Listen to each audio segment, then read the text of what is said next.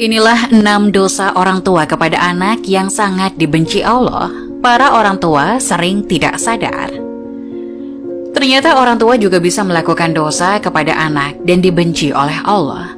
Kadang orang tua tidak sadar dan cenderung mengabaikan dosa besar kepada anak dan dibenci oleh Allah. Dosa orang tua pada anak juga sangat dibenci oleh Allah dan para orang tua harus paham. Agar tidak sering melakukan dosa kepada anak, dosa besar orang tua kepada anak itu sangat dibenci oleh Allah dan sering dianggap sepele oleh para orang tua. Lalu apa saja dosa besar yang orang tua kepada anak lakukan dan dibenci oleh Allah dan sering dianggap remeh oleh para orang tua?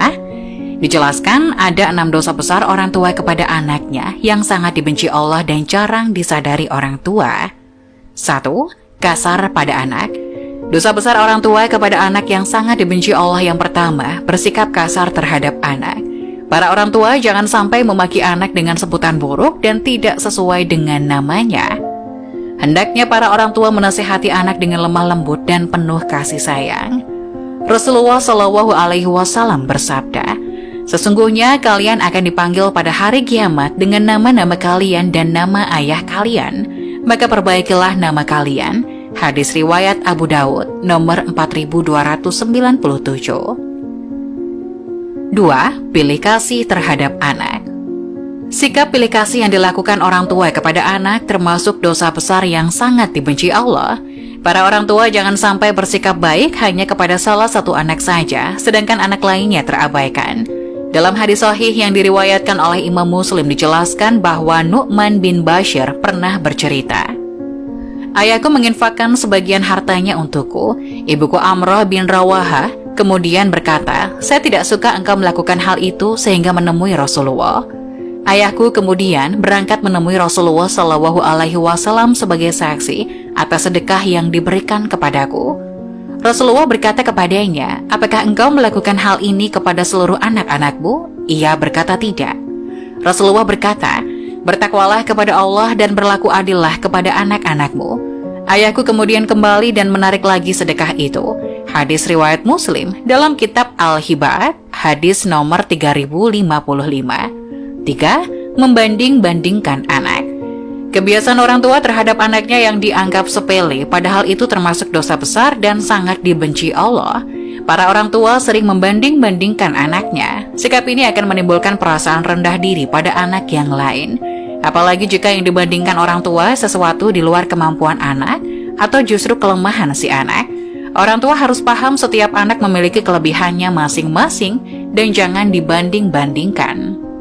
4. Mengekang kebebasan anak.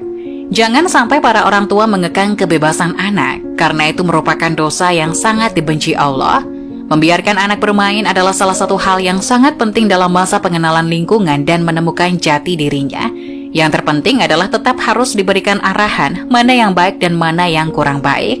Hal tersebut akan menjadikan si anak mampu bergaul dan mendapatkan pelajaran penting mengenai perbedaan. Hindari kekhawatiran yang berlebihan terhadap anak dan harus menjaga keterbukaan anak terhadap orang tua. Hal ini penting ketika anak ada masalah, bisa menyelesaikannya bersama orang tua. 5. Berkata buruk pada anak. Orang tua harus paham setiap ucapan yang keluar dari mulut bisa menjadi doa bagi anak. Hal ini sering tidak disadari oleh para orang tua, di mana sering berkata buruk kepada anak ketika sang anak tidak patuh.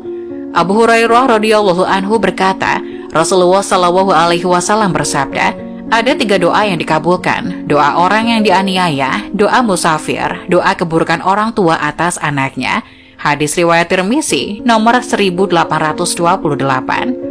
Untuk itu pada saat menasihati anak akan lebih baik jika memberikan perumpamaan dan saran, lalu kembalikan kepada si anak supaya menentukan pilihan. 6. Tidak memberikan pendidikan kepada anak. Orang tua memiliki kewajiban untuk mendidik anak, bukan hanya pendidikan di sekolah, tapi juga pendidikan yang menyangkut segala aspek kehidupan. Misalnya saja pendidikan adab, etika, atau moral, pendidikan agama, dan pendidikan lainnya yang bermanfaat bagi anak. Jika orang tua mengabaikan pendidikan kepada anak, maka bisa dikatakan anak tersebut layaknya anak yatim, padahal masih mempunyai kedua orang tua. Bekal pendidikan penting diberikan kepada anak untuk bekal di masa depan, baik dunia maupun akhirat.